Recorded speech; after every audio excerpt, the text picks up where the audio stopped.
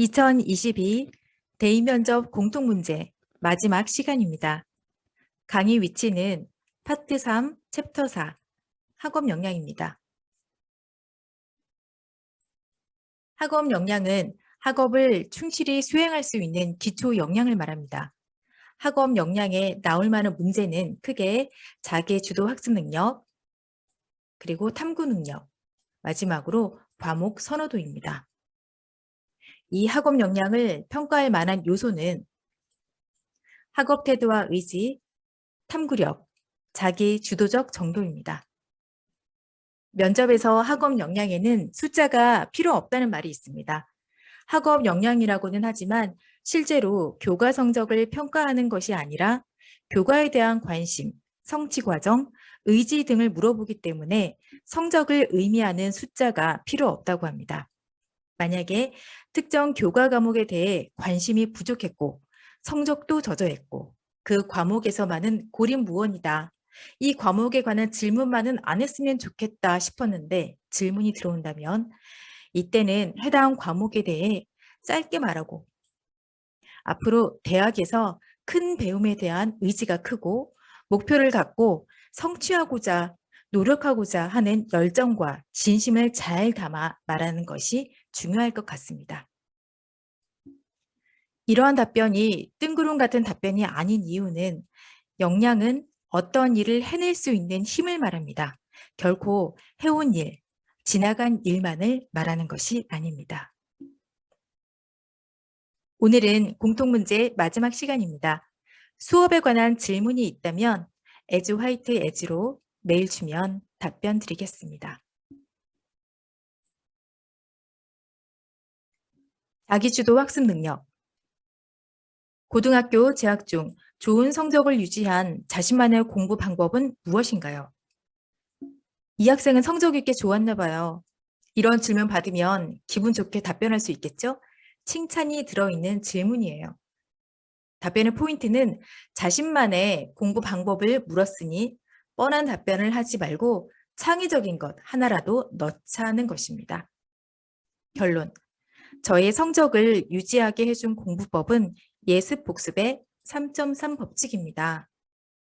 예습 복습의 3.3 법칙. 솔깃한 느낌이 들죠? 창의적인 답변 좋습니다. 그리고 본론에서 이 법칙에 대해서 말을 했고요. 그런데 마지막, 다소 복잡한 공부 단계가 아니냐고 묻는 친구들도 있지만 여기서 면접관님은 친구들의 반응을 궁금해하지 않아요. 그래서 이 부분은 조금 복잡해 보이지만 습관되면 가장 쉽고 경제적인 학습 방법이라고 생각합니다. 이렇게 수정하면 됩니다. 마지막 강조. 공부법이 특별한 것은 없다고 생각합니다. 얼마나 꼼꼼하게 학습 내용을 체화시키느냐가 중요한데 예습 복습의 3.3 법칙은 그것을 가능하게 해준 공부법이었다고 생각합니다. 조금 전에 언급한 이 부분하고 이 강조 부분을 합쳐서 하나로 만드는 것이 더 좋은 답변이 될 수 있을 것 같습니다. 다음, 탐구 능력 보겠습니다. 대학 입학 전에 하고 싶은 전공 관련 지적 탐구 및 활동은 무엇인가요? 입학 전에 공부하고 싶은 전공 관련 탐구 활동. 답변을 보면 고전 사회학에 대해 조금 더 명확히 이해할 수 있도록 스터디를 하고 싶습니다. 이 부분은 고전 사회학에 담긴 이론과 사상들을 체계적으로 공부하고 토론을 해보고 싶기에 고전 사회학 스터디를 해보고 싶습니다. 이렇게 더 스터디에 대해서 또 고전 사회학을 공부하는 이유나 목표에 대해서 조금 더 내용이 들어가게 하는 것이 좋겠습니다. 그 다음 본론.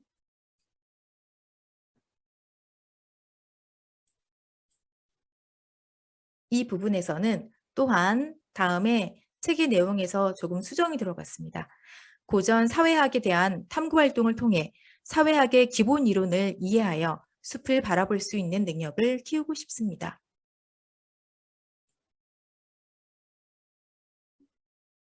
3번. 특정 주제에 대해 깊게 탐구했던 경험이 있다면 말해보세요. 학교 학술제에서 4차 산업혁명 시대의 혁신적 마케팅이라는 주제로 개인 탐구 활동을 함으로써 교과서에서 배울 수 없는 이 부분 좋죠. 교과서에서 배울 수 없는 것에 대해서 탐구했습니다. 경제 흐름을 고민해 볼 수 있었습니다. 그리고 본론의 내용이 길지만 그 중에서 첫째의 내용이 길어요. 첫째를 간략하게 핵심을 말하고 또한 첫째, 둘째, 셋째까지 갔으니 더 길죠. 첫째, 둘째 정도로 중요한 것 두 가지만 추려서 말하세요. 다음 강조. 우리가 원하든 원하지 않든 기술은 급속도로 발전하고 있으며 여기서 면접에서는 짧은 시간 동안 답변에 말 한마디, 단어 하나까지 신경 써서 듣게 돼 있습니다. 여기서 우리가 라고 말하는 순간 우리, 너와 나, 누구 이것을 잠시 경험하는 순간이 스쳐갈 수 있습니다. 면접관은 면접자에게 관심을 두고 있는데 사례를 말하며 친구 중에 누가 있는데 인간들은 보다는 내용을 나의 이야기에 더 포커스를 맞춰서 답변해 보시길 바랍니다. 과목 관심. 먼저 좋아하는 과목, 잘하는 과목 문제를 보겠습니다.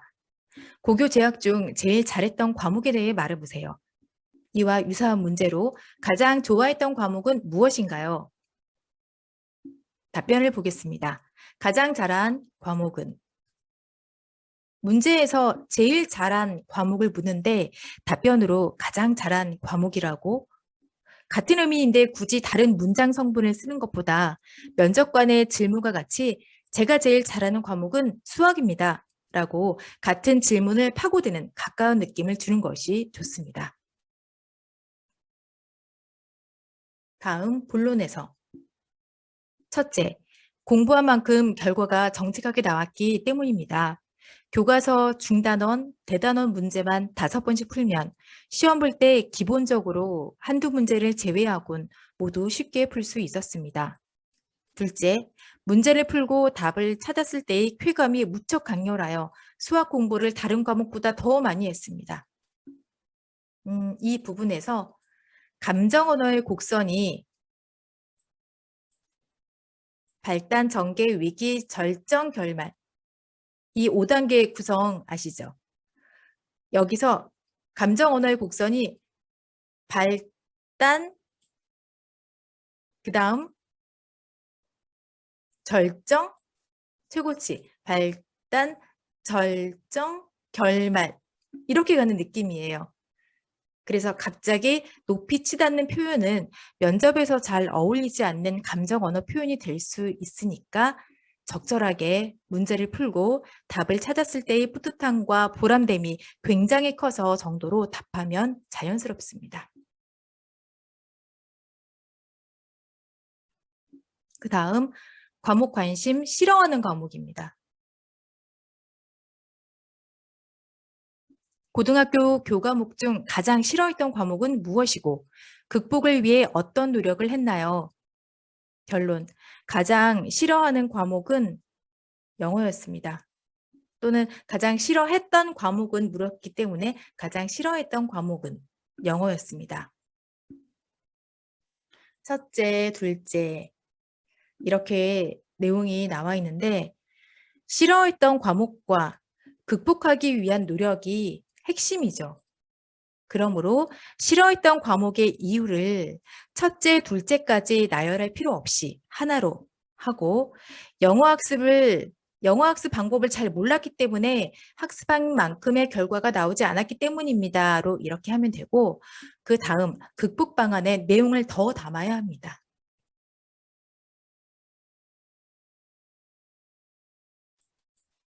이런 부분은 약간의 수정이 들어갔고요. 자연스러운 문장으로 바꿨습니다.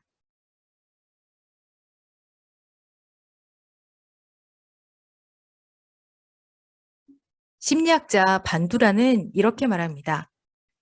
자기의 효능감은 어떤 일을 하기 전에 자신이 잘할 수 있을 것이라는 능력에 대한 믿음이고 나는 무엇을 하기 전에 내가 잘할 수 있다는 믿음을 가졌다. 그리고 이 일의 효능은 자신의 능력에 대한 그 믿음에 의해 결정된다.